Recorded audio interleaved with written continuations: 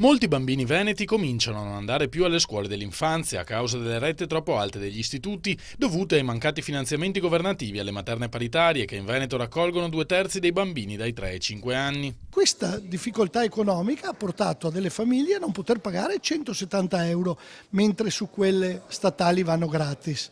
Ma il problema è che non vanno per scelta ideologica o neanche educativa, vanno perché non ci sono le scuole.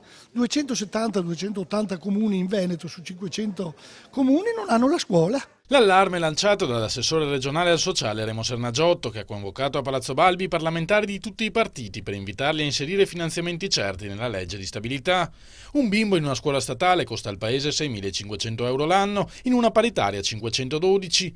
Il servizio pubblico fornito da questi istituti, nota la senatrice leghista Patrizia Bisinella, fa risparmiare centinaia di milioni allo Stato. È un servizio che viene per lo più mantenuto qui da noi in Veneto da tasse nostre, che però vanno poi a beneficio di tutte le aree del paese.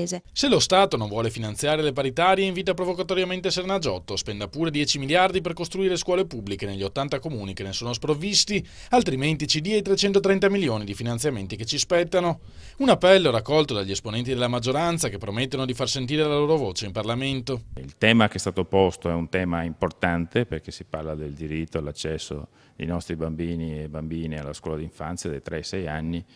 E quindi noi dobbiamo fare ogni sforzo possibile perché non si metta in discussione questo diritto. Le difficoltà economiche non ce le nascondiamo, ma credo che la priorità sia l'istruzione e quindi su questo ci impegneremo.